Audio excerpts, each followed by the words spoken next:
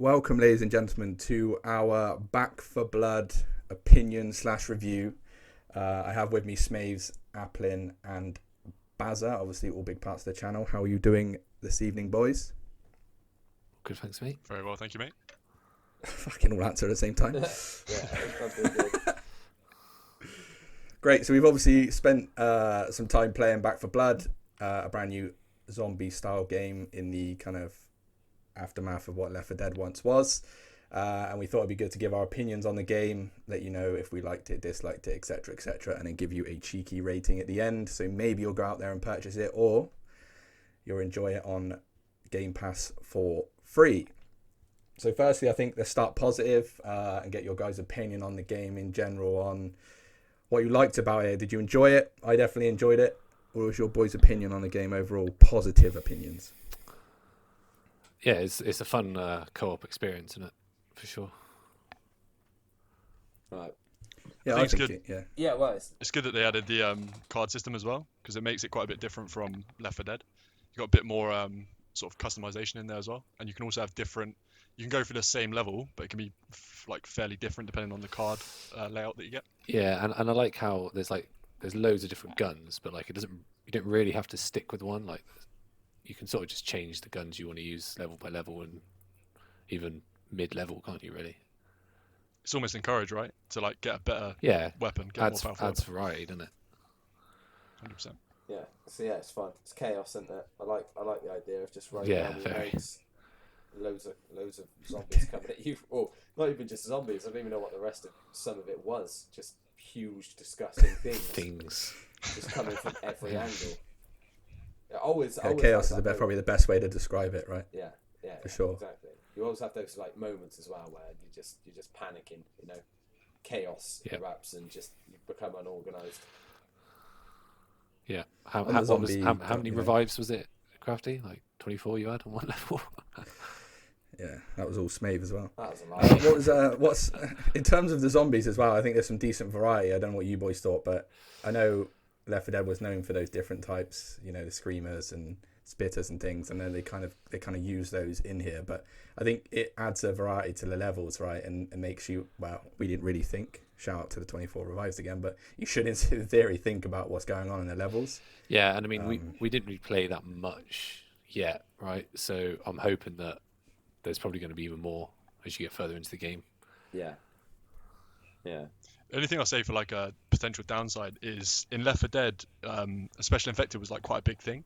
Like you'd have like sporadically throughout the level, where it seems like with these, especially if you remember back to like the Tall Boys, there was so many of them just chucked at you constantly throughout the level, which kind of brings down the experience of them, like their sort of stature, makes them a bit too I common. know what you mean. Like, Yeah. Need like the big Yeah, they were everywhere. Yeah. right. You need the big things to have more of an impact on how you feel about them. Yeah.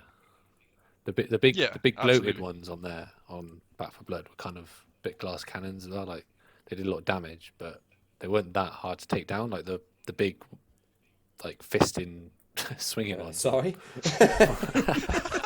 Come again? Hey, you knew what I meant there. Yeah, I did, but I also don't know if I experienced that.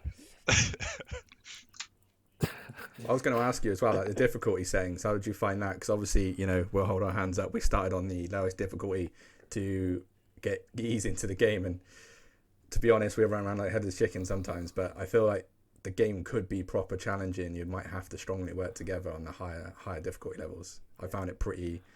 You know, I don't want to say tough, but it definitely challenged you even on the lower difficulty. But I was running around like a headless chicken. Yeah, well, I got to say that I was flawless. I didn't have a single mistake that whole time.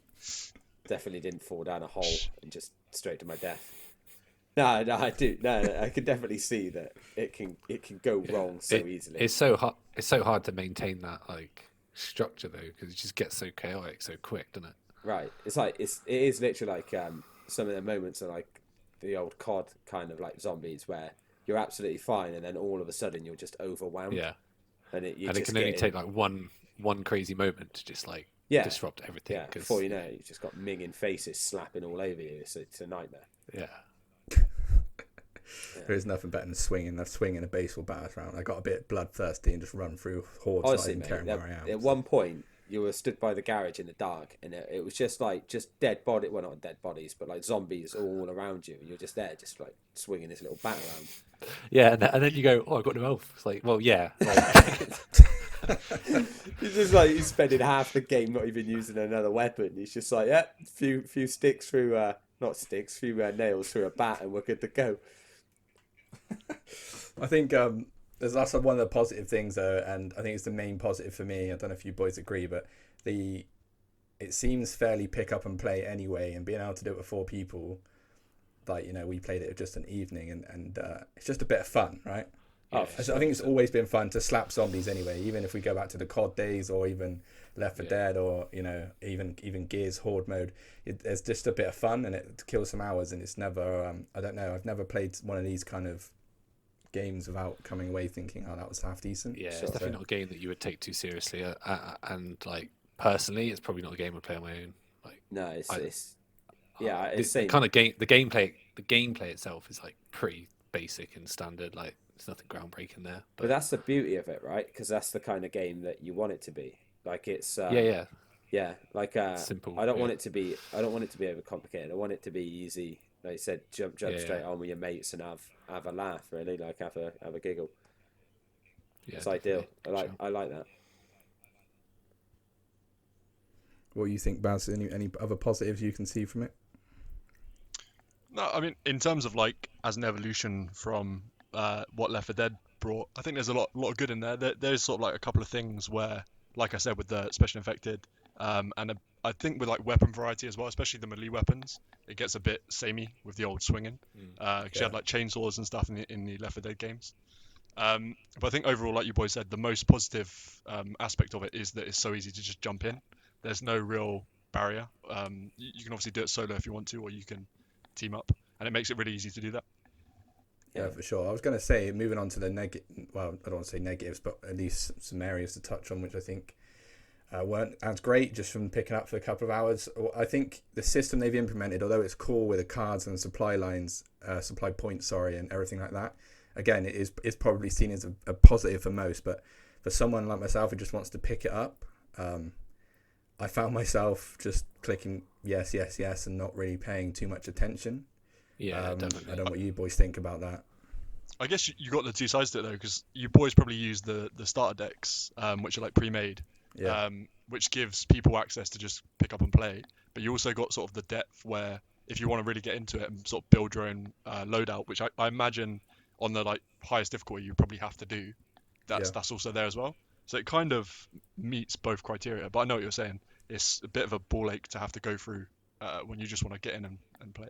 Yeah, I think it's a good idea, but I don't have much input on this because I'm like an idiot at the best of times when it comes to anything slightly complicated in a game. I just ignore most things, end up finding myself in a situation where like, oh, I didn't know I could do that, like halfway through the game.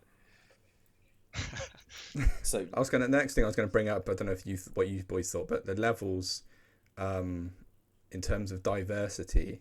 I mean, I'm only going again by we've only played through Act 1 and a third of Act 2. I think there was just another area with, you know, maybe different vehicles or a couple of buildings, but the missions themselves are fairly short and there wasn't much.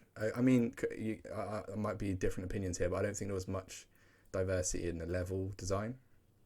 No, I would agree. I think initially, especially, I think you go through the same part twice, which is like you go through once when it's light and then once when it's dark. The only thing I will say to that is like later on in the game, you do get a bit of variety. But I think some of the missions are like quite short as well, which doesn't help because you're going through the same thing and then doing sort of, it seems like a pointless mission. Sure. Yeah. Sure. Yeah. Got it. That makes me wonder about replayability. You know, like I think again, correct me if I'm wrong, or I probably can't really say this right now, but I feel like you could probably bang the game out in I don't know, at least a campaign in maybe 6-7 hours. I'm just spitballing. And then there's obviously the swarm mode and things. Is there enough to keep people playing for a long period of time? It's one of those games though where it's 100% set up to be sort of add-ons. So like I think Turtle Rock before they made what was it called? That asymmetrical evolve, I think it was called. Whereas like the one player plays as the monster, the rest are like the team against it. It's a similar vein in that, where it's set up to, they'll release like DLC and new maps and new characters. But at the same time, you could argue it's a full price game if you don't get it through Xbox Game Pass. So Yeah, it sort of swings and roundabouts for that. I think that's an important thing to mention as well. For a game that I can pick up for free on Game Pass, that I'm happy, really happy actually. Just coming on here, having a laugh. It's free. It didn't cost me. Obviously, you pay for Game Pass, but it didn't cost me anything. Like, if I paid 40, 50, 60 quid for it, I don't know. Yeah, if I it'd be think worth it. I'd be a bit disappointed if I'd forked out full price for that. Sure. I think not to slate it. It's still fun. I had a good time, but it's definitely not like wouldn't pay more than 40 quid for that game. Right. Yeah, I don't know how much it would be because it's on Game Pass, isn't it? So we just get to play it, but I don't actually know how much it is if you were going to go out and buy it. I'm assuming it's just this full price. Yeah, I imagine like standard 40, 50 quid. Yeah, I think what Bazza said is true, and I think it's going into a lot of games as well now. The potential for the add-ons and probably expanding the campaign and new characters, maybe new enemies, improvement to swarm mode. I think this game's fairly new anyway, right? So I think it's about a week or two old. So no, it's not a week or two old. Who knows? It's new. I think it's going to get bigger and better over time anyway. So maybe it will get more bang for your buck down the line, but. For a pickup zombie game, it is very, very good. Yeah, agreed. I think like for what it does and for what it offers now, it's perfectly sort of serviceable and pretty fun. And I think there's enough there also to sink your teeth into. And as you said, like if you spread it out over a couple of evenings, you could get some good play sessions in with a couple of mates. Definitely. Any other lasting opinions, boys, that you want to cross off? Keep the receipt. No, I'm joking, Dave. It's not that bad. It's all right. Yeah, so that brings us on to our rating system then. So we're going to do something a bit different to probably what is on YouTube, or well, hopefully different anyway, unless we've been robbed. In terms of how we rate games, it's not going to be out of numbers, out of 10, out of 100 or whatever. We're going to choose 5 different options depending on how we feel about the game. Now, we'll obviously get everyone's opinions, but just to quickly run through how the rating system works. We have the one that Smave's already mentioned, which is keep the receipt. That essentially is a game that, why did I even buy it? I'm going to go return it or sell it to CEX super cheap. And then we have one night stand, which is pretty self-explanatory, but that's playing a game for one night and deciding, nah, I've had enough, not touching that again. And then we have probably the classic one, which is used in most games, which is frequent fallback. That's picking up a game that you liked at the start, but you're maybe not going to play for a certain period of time, and then you're going to fall back. It's one of those games in your collection that you'll always play, but not on a consistent basis. Then you have Pull a Sickie, which essentially you love the game that much you ain't going to work tomorrow, but eventually you're going to have to go out to work. And then there's Book a Week Off, which really, you fall in love with a game and you just can't stop playing it, and you're willing to take that time off work or whatever, turn the lights off, don't answer the door, and just sesh. Now, I'll ask you boys' opinions first on what you would rate it on that system. Let's start with Smave. What do you think? I'll be honest, I've already forgot most of them. I think you invented them, mate. I think I did, but no, I didn't. I invented some of them, right? I was there for some of them. Which is the ones you remember? Just pick that one. Oh my god! Hang on. Let me think about this, because What was the one in the middle? Huh? What was Frequent fallback. Frequent fallback, yeah. Yeah. I think that's more like one. Yeah, you sure? Yeah. It's not a one night stand, is it? Final answer. No, because if it's a one night stand, I'm not playing it again. It's not that. Are you going to play this again? Yeah, and so it's not like keep the receipt either. But I can't return it anyway. It's free on Game Pass. Yeah, right. It's all falling Try apart. and get in contact with someone who complain.